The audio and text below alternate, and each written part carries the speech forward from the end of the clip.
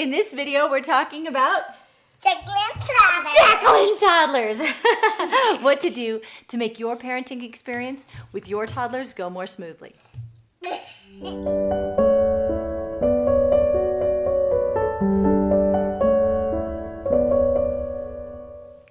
On Learning with Love, our goal is to provide actionable, practical, useful parenting support that will help you connect to your child and have a better relationship with your child as they grow up. I hope you like this video, and if you do, give us a like and consider subscribing to our channel for more of our parenting tips and tricks. In this video, we're going to jump into 25 great tips and ideas that I'm going to share with you to help make navigating life with your toddler go more smoothly for both of you. Number 1, be responsive. You want to be aware of what your toddler is thinking and feeling and how their emotions are and what they need. The quicker you are to respond to their emotional wants and needs, the more they feel heard, the more they know that they can get help in the world, and the more secure their attachment is to you. So that helps build a really great emotional foundation for them, and it's really, really important between the ages of 1 to 3 specifically. Number 2, get on their level and try to see things from their perspective. The more you get close to them and lower down on your knees and look them in the eye, a lot of times when you're playing or when you're out in a space and you need to talk to them, it's a lot easier when you get down and close to them. And also, in a figurative sense, trying to see things from their perspective. The more you can understand what their wants are, their motivations, the better you're going to be able to navigate smoothly all the conflicts and the drama and all of the experiences they have as toddlers. Number 3, make anything you can make a game a game. Silliness goes a long way with toddlers. They love to play chase. They love to play silly games. So if you want them to clean something up, make a game out of it. Sing a song and you'll get a long way a lot faster. Number 4, the toddler years, sometimes it's easy to think of them as sort of like a mini teenagerhood. It's a natural development stage where they naturally develop more separation from their parents, and that's a good thing. That comes with a lot of, I can do it, let me do it myself. And as much as possible, you want to let them do that themselves. It's a good part of their development process, and eventually it helps make them more competent and let them be able to do many, many things by themselves. So you want to go with that natural process. You want to let them do as much as they can. Now, sometimes in all practicality, that won't work so well, and you need to do things for them just for time or because they really can't do as much as they think they can. But if time allows, and if you can, let them do it by themselves. You've heard mommies talk to toddlers and babies with high-pitched sing-songy voices, and there's a very good reason for that. The toddler years are a time of language explosion. It's a great time of language development, and you can help them in their language growth. The more the language is slow and exaggerated, the better they're going to learn. So you want to slow down your language, and actually having a higher pitch will make them pay attention to it more because toddlers like higher pitch sounds a lot. Think of Elmo's voice, right? So using high, slow, exaggerated tonal language is really helpful for helping your toddler's speech develop.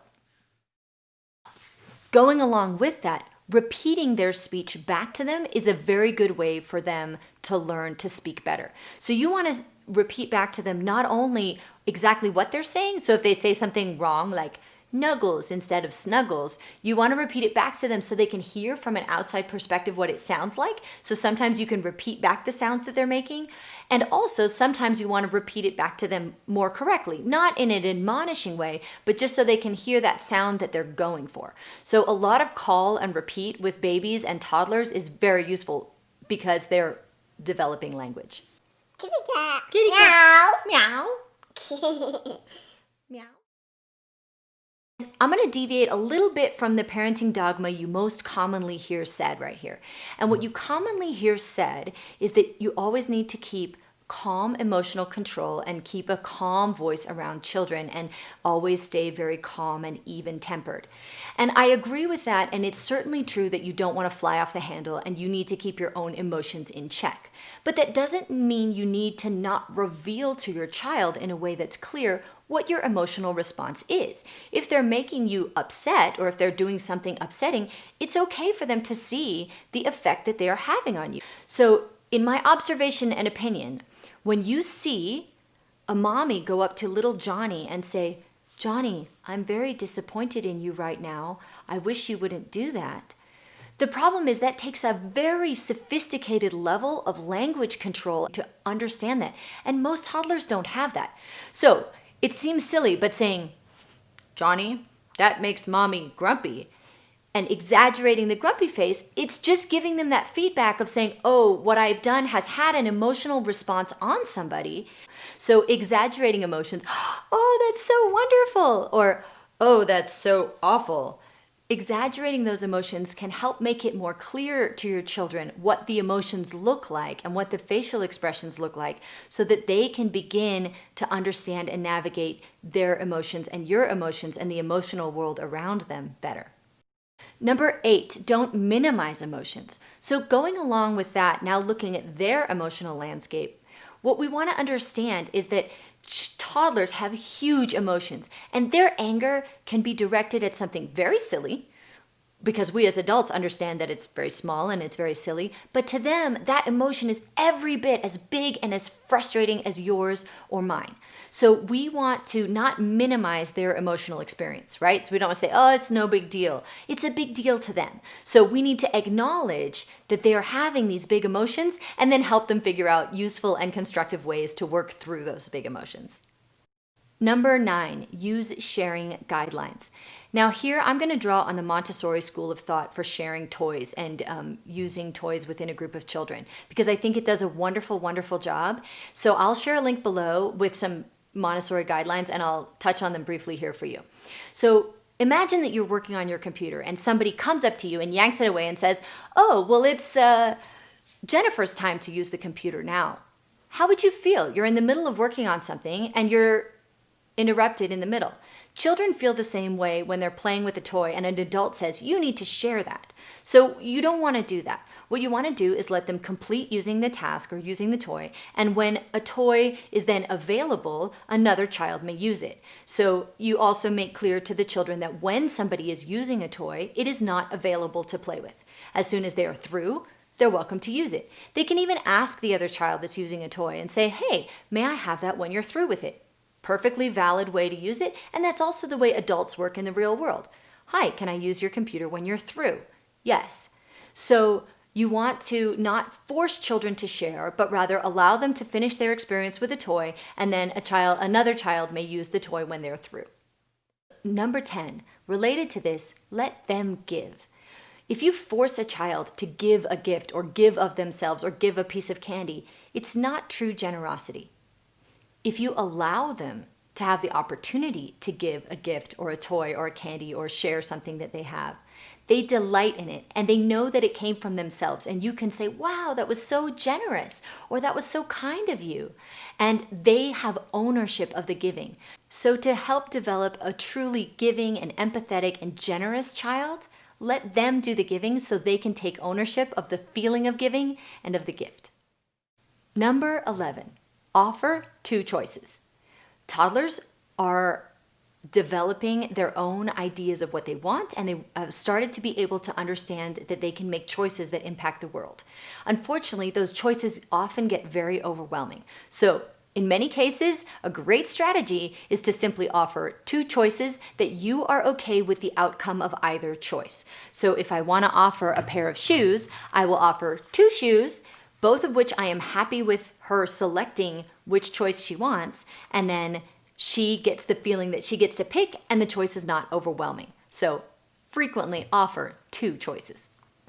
Number 12, toddlers get overwrought often, and sometimes you find yourself getting into battles over this and that and everything else in your house. So what I'm going to suggest to you is that you pick your battles wisely. You don't want to have a constant state of conflict in your life and in your home with your toddler, and toddlers can be very willful. So pick the battles that are most important to you and stick to those.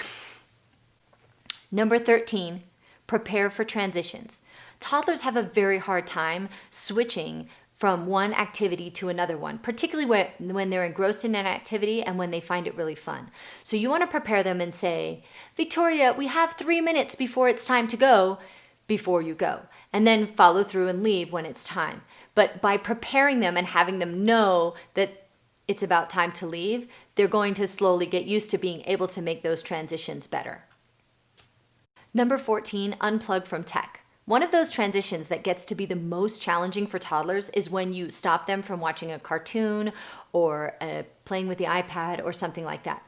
So when they watch tech, like video games or cartoons, that's very highly stimulating and it offers a lot of dopamine reward for their brain. So it's very hard to unplug from that. So if you notice that there's a problem going on with that they're getting increasingly attached and really addicted to the games, you need to set clear boundaries and maybe even limit it more and more, and maybe even eliminate it entirely. But you might do something like this where you say, okay, now you might be able to watch cartoons, but when you're through with the one cartoon, I need you to say thank you and I need you to put it away. And if they're not able to do that, then maybe you need to limit the screen time more because it's starting to become problematic for their behavior. Number 15, sometimes the behavior is going to get problematic. Toddlers are dealing with big emotions and they have a hard time moderating emotions. Sometimes they're simply going to melt down. What I suggest is having a game plan for when that happens. So I made a video for you that's all about handling temper tantrums, and I suggest that you have a temper tantrum game plan in place for when the meltdowns happen. So you're welcome to watch my video or some others that might help you with a game plan for how to deal when they start freaking out. Number 16. One way to deal with many freakouts or small emotional problems that they go through is to use timeouts. And there are many ways to use timeouts effectively that can help your child navigate tough emotional situations. I'm going to do another video on this one because I really want to talk about this more, but right now I'm just going to touch on a few quick key tips. So number one, the guidelines are generally, if you're going to do a timeout, then make it 1 minute for the age of the child. So a 1-year-old should not have a timeout that's more than 1 minute. A 2-year-old should not have a timeout that's more than 2 minutes. A 3-year-old, not more than 3 minutes. You get the idea. And you can put anything in a timeout. So if your child is distressed and screaming and disturbing a whole room full of people, if they can't be comforted by you holding them, then maybe they need to do that screaming in another space. So you can put a child in a timeout, preferably away from, where their noise is not going to disturb everybody else. Again, for a short time. They'll usually calm down quickly. You can put yourself in a timeout. So if you're getting frustrated and you're having trouble dealing with your kids, you can take a quick timeout to cool down. You can also put a toy in a timeout. So if your children are struggling between a toy together, or maybe a toy is just, becoming frustrating for your toddler and they're becoming overly frustrated with it, put the toy in a timeout and then they can revisit it and try it again at a later time. So when dealing with toddlers, you're going to find that sometimes there is something that needs to get done and they don't want to do it. That's when I like to use the 1, 2, 3 technique. And here I'll give you an example. So let's say you have to get in the car because you have to go someplace. First, you ask the toddler to do it. Please, would you get in the car? Now, they're going to say, no, I don't want to, or something like that. So then you use the 1, 2, 3, and this is how it works. You say, first, what you want, I would like you to get in the car, and then you lay out what will happen if they do not. I would like you to get in the car on the count of 3, and if you do not, I will do it for you. So you give them the opportunity to do it by themselves first, and then you follow through if they do not. So you say, I'd like for you to get in the car, 1, 2, 3, and then if they do not get in the car themselves by the count of 3, you go over, you pick them up, and you put them in the car. Now, they may flail and they might be really unhappy about that, but they had the opportunity to do that first, and it's not a punishment. You're not being ugly about it, you're not being grumpy about it, you're simply doing what needs to get done so that they understand that they need to follow through if they don't want it done the way they don't like. So hopefully the next time they get a 1, 2, 3, and you'll often see this, they get the 1, they get the 2, and on 3, they're like, okay, I'm going. So that gives them the agency to do things by themselves because they know what the follow through is going to be. Number 18, this brings me to my next thing. Always follow through. With toddlers, they will very quickly learn your personality and how far they can push the boundaries, right? So if you offer a consequence or you say what's going to happen, you need to follow through on that. Good things or bad things, right? If you offer a treat, follow through on a treat. If you offer a fun thing that they're going to do, follow through on that. And if you offer a consequence or an action that you're going to do, let's say on the count of 3, then you must follow through. your words and your strategies are not going to be very effective with your child if you don't follow through.